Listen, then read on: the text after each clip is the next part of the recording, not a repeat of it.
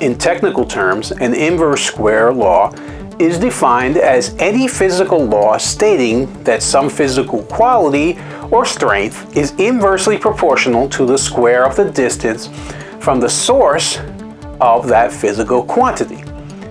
With a definition like that, you're probably wondering what on earth this could possibly have to do with photography or video or filmmaking.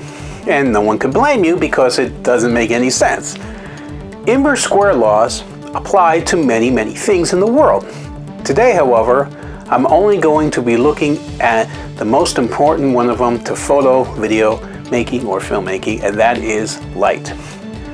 For those of us without an intense knowledge of advanced mathematics or physics, something such as the inverse square law can seem incredibly daunting. There are equations with numbers and variables and references to physics and many more things which quite frankly seem very boring and are difficult to understand. For that reason, I'm going to try to cover this in a very practical way rather than a technical one. Hang on to the end of this video because I'm going to explain what the inverse square law is with respect to photography, video production, and filmmaking, lighting, so you can properly expose your images and the scenes that you shoot. Alright, I'm Jim Costa.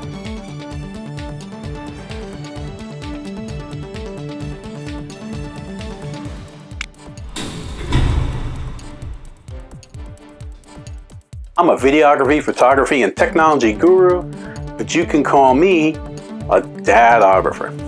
I've created many other videos on improving your photography, videography, filmmaking, video editing, audio recording, and technology skills, and many on lighting as well.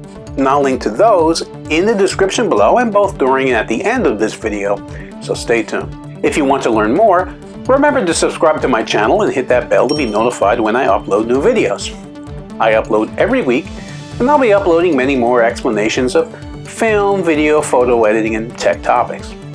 Stay tuned to the end to find out how to get my free DSLR mirrorless or interchangeable lens video camera cheat sheet that'll have you shooting your photos and videos like a pro in no time. Best of all, my cheat sheet specializes in shooting video specifically with any type of camera, including mirrorless and DSLR cameras. But it also has important photography techniques as well. In it, you will find all the information you need on important video techniques such as white balance, color temperature, frame rates, and more. The info I've assembled for you will definitely help to improve your work. I'm a full-time working photographer, video producer, video editor, and technology pro. That's the small business that I own, and it's how I make a living. You'll find my contact info in the description below. Contact me if you need photography or video production for you personally, for your business, or for someone that you know. In a nutshell, the inverse square law teaches us how light works over distance and why the distance between your light source and your subject is so important. The inverse square law works as follows. If you double the distance between the subject and the light source, it illuminates a surface area 4 times greater than the one before. We therefore multiply the distance with itself in order to calculate the enlargement of the surface area that's lit. However, a larger surface area leads to a light intensity that is inversely proportional to the square of the distance, since the same amount of light has to be distributed over a larger surface area, respectively. Therefore, we see light fall off, meaning a decrease of the light's intensity. Let's say we have a light source which is on full power and our subject is 1 foot away from it. If you move your subject double the distance away, from 1 foot to 2 feet, let's say, how much of the light's power will actually reach the subject in that new location? The natural reaction to think is half of the power because it's twice the distance, right? But unfortunately, that's not how light works. It follows an inverse square law in proportion to its intensity. According to the law, the power of light will be inversely proportional to the square of the distance. So, if we take a distance of 2 and square it, we get 4, the inverse of which would be 1/4, or rather a quarter of the original power, not half. This graph shows how the drop-off in light power works from 1 to 10 feet. Remember that each one is simply the distance squared over 1. The inverse square law explains the dramatic drop-off in light over distance. We can use this information to better understand how our lights are affecting our subject and, by that measure, how to control them better. So knowing about light fall-off is fun and everything, but how can we put it to good use in our photography, our video production, and our filmmaking? Well, it's all about exposure and relative positioning. When the light shines in a particular direction, initially the drop-off in light is very quick. Then it slows down the further it gets from this, its starting point. Remember that with a square law, the number gets bigger much more quickly. However, with an inverse square law, the numbers get smaller much more slowly. If we were to look at our light drop-off from 1 foot to 10 feet in percentages to the whole number, it would look like this. There is a 75% drop-off in light from 1 foot to 2 feet, but only a 5% drop in light from 4 feet to 10 feet. So we would understand that there's lots of power very close to the light source, but only a very small amount of power further away from it. On that basis, to get a correct exposure, assuming we use a constant shutter speed on your DSLR or mirrorless camera that you're shooting with, or even your video camera, if the subject is very close to the light, then we would need to set our aperture to maybe f16 to block out all of the excess light because it's so close to the light source. If, on the other hand, the subject was very far away from the light, then we'd set our aperture to around f4 in order to let much more light in. The lighting of photographs and videos should look identical because we've adjusted our camera to let in the same amount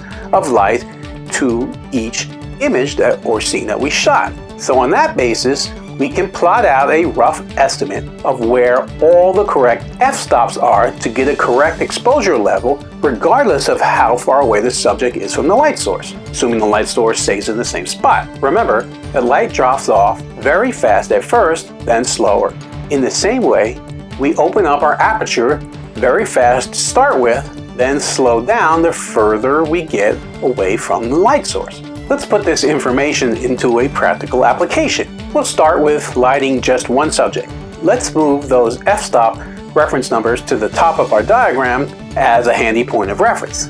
Some subjects don't move, which means that once you place it in a certain distance from the light source, you get your exposure and it's done. However, if you're shooting another person, especially a standing person, they have a tendency to move around. If your model is very close to your light source and he or she moves a half a step in either direction, then your model will immediately be massively under or overexposed. However, if the model is further away from the light source, then he or she can move several steps in either direction without you needing to change any settings on your camera at all. When lighting groups of people or multiple subjects, if you have all of your subjects very close to the light source, then the one furthest away from the light source will be very underexposed compared to the one which is closest to it, covering a range of f-stops from about f22 all the way through f11 based on the distance.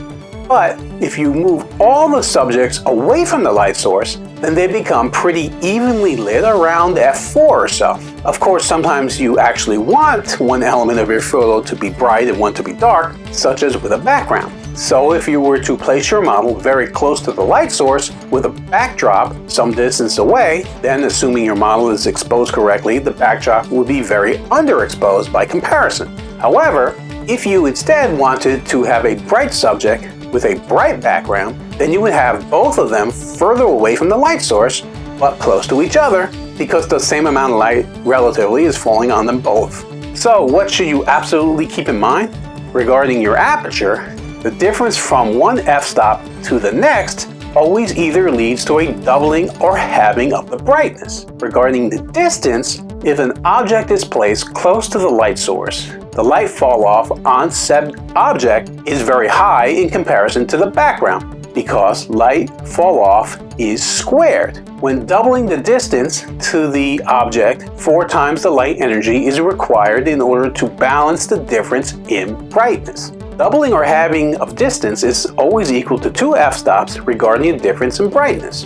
A longer distance between light source and subject leads to a more uniform illumination of both the subject and the background because the light fall off keeps decreasing as the distance increases, the distance from the light source. Therefore, this effect has a huge influence on lighting design. This has only been a very brief introduction to the inverse square law, as it applies to light sources in photography, video making, and filmmaking. There are many other variables that can all be tweaked for different effects, such as changing the shutter speed, the brightness or intensity of the light source, adding multiple light sources, and more. Hopefully, however, you now understand the basics of the inverse square law so you can start applying them to your photography to achieve better, more consistent lighting. Now, if this is making sense to you, but I've got it in the comments section below.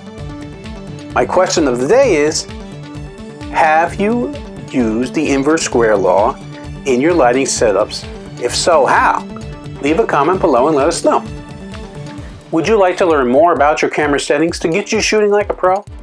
I've created an absolutely free cheat sheet for you on all the best camera settings to shoot video with your DSLR, mirrorless, or video camera that will show you the settings that will allow your photos and especially your videos to shine and stand out from the competition. The link to get that cheat sheet is just below in the video description. I've also created cheat sheets on other topics, such as editing video with Adobe Premiere Pro, and now I even offer training courses to help you learn Adobe Premiere Pro. I'll link to those cheat sheets and the training course in the description below as well. You can learn to edit like a pro with my editing training in under 2 hours. That I guarantee. Do you want to see more videos like this? Follow my YouTube channel, Jim Costa Films, for more. Think what you saw was great? Like it. Do you have an opinion? Please comment below. You know someone who could benefit from the info I provided? Share the video. Do you want to learn even more? If so, then connect with Jim Costa Films on social media and online on Facebook, Instagram, Twitter, YouTube, and the web. I currently have over 4,300 videos on my YouTube channel, Jim Costa Films, so feel free to check out many of my other videos for great tips and suggestions. If you follow me for a while now, you may know that I have a community of photographers, videographers, and filmmakers, just like you, on Facebook, where I share other pro tips and tricks. It's called Video Producers and Content Creators. I love new members who want to share their work, learn from others, and also help others. You'll find the link to that group in the description below, so feel free to join in where you'll learn even more.